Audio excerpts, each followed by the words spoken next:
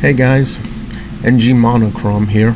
I decided to give you something nice to look at while we cover the top 5 things you need to keep in mind if you've decided to work in the security industry. Maybe you've lost your job recently. Maybe you can't find a job in your chosen field after graduation. Maybe you just need some extra money and you've decided, I'll go into the security industry. Okay, here are the top 5 things you need to keep in mind. And just to preface this, I've worked in the industry for years. Some of these lessons I've learned the hard way. Some I've learned through other security guards who unfortunately learned them the hard way. So here we go. Number 1. Your security guard license. I don't care if a company, big or small, says, yeah, come in, fill out an application, we'll help you get your license, we'll help you get your mandatory 8-hour, we'll help you get your 16-hour certificate. Come on in. No.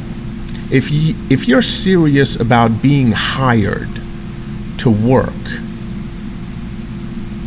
this is what you do. Find a place that offers the 8-hour course so you can get your license. Find a place that offers the 16-hour on-the-job training certificate. Usually it'll be the same place. Here's the thing. You don't actually literally need 16 hours on-the-job training to get your 16-hour certificate. You don't. So, number 1, get your license, get your 8 hours, get your 16-hour certificate, dress appropriately. If you're a man, that means black shoes, black pants, black dress belt, white or light blue formal shirt, and a conservative tie. Make sure your collar is buttoned all the way to the top. I don't make up these rules, that's what they are. So dress appropriately. Show up with your license, your 8-hour, your 16. Show up with a pen. Tell them, hey, I've got everything ready to go. I guarantee you, in a room full of individuals waiting around to be interviewed, you will get hired. Absolutely. Unless you do something insulting or something really stupid. But yeah, if you have all your ducks in a row with your license and your certificates and you're dressed properly and you bring a pen so you don't have to borrow one from them to fill out the application, you will be hired. Heck, if you have a resume, bring that with you too. Show them extreme professionalism, you will be hired. I can guarantee it. Number 2, do not waste your time with these little mom and pop security companies. Only apply to bigger national or international security companies, because these little mom and pop companies, they often have one big client and maybe a couple of smaller ones, maybe a handful of smaller ones. Here's the thing. If that big client decides they're not happy and they're not going to renew the contract when it's up, guess what?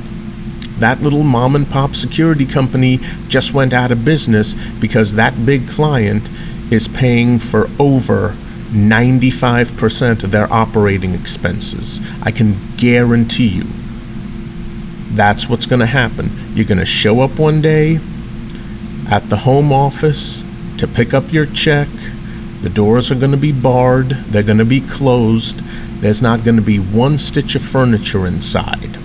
So do not waste your time with these pathetic little fly-by-night mom and pop security companies. They are just not worth it. All right? Number 3, You will, at some point in time, maybe several points in time, have to stay behind and work a double shift on 0 minutes notice. Working in security is not like working in retail. It's not like working in the restaurant industry. Okay?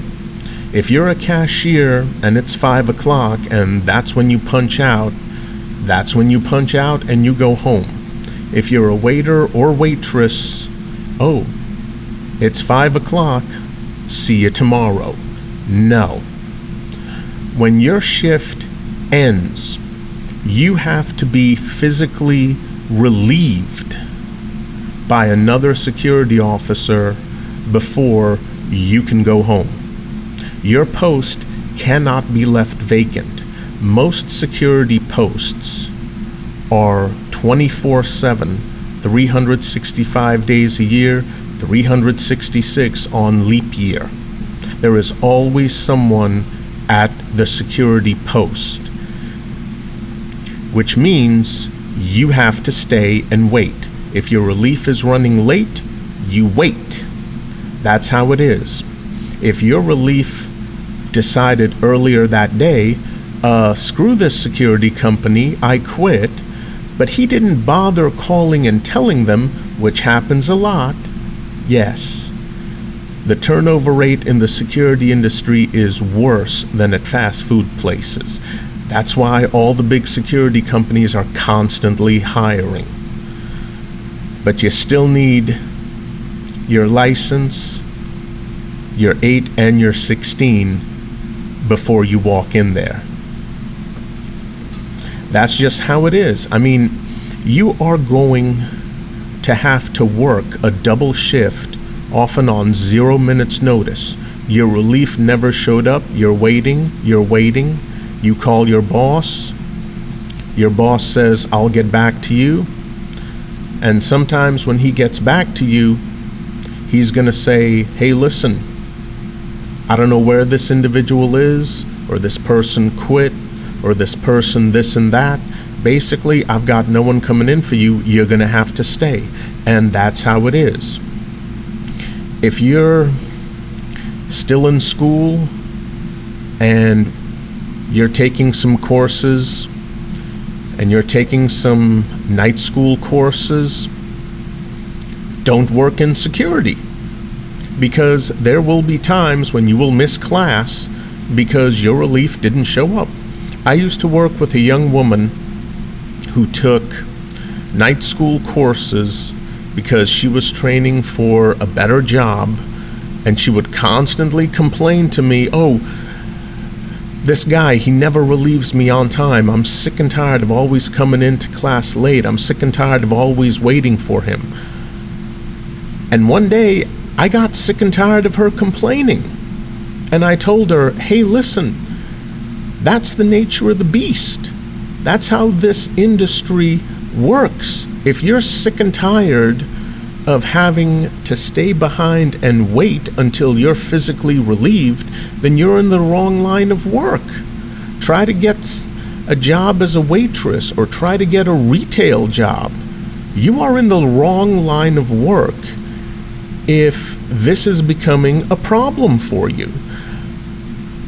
And maybe I could have been a bit more polite about it, but she had been there long enough that she knew how things work.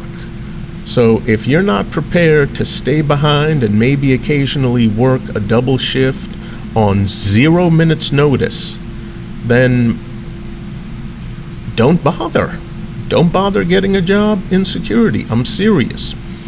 And along with that, number 4, you need to realize something. You are a human scarecrow with eyeballs. You are not a police officer. You are not a law enforcement officer. You are a civilian in a security uniform. That is what you are. Wherever you work, wherever client site they send you to, you either stand or you sit there, and you are a visual deterrent for anyone trying to pull any sort of minor nonsense. You are literally a human scarecrow with eyeballs to scare away petty crooks, teenage kids, up to some minor no good. That's basically all you are. If you think you're a law enforcement officer, don't even waste your time. If you think that you have some sort of real authority, no, you don't. You are a civilian in a security uniform. You are a human scarecrow with eyeballs to scare away not crows, but people. Petty criminals, petty thieves, that sort of thing. And your bosses know it, and they do not care about you.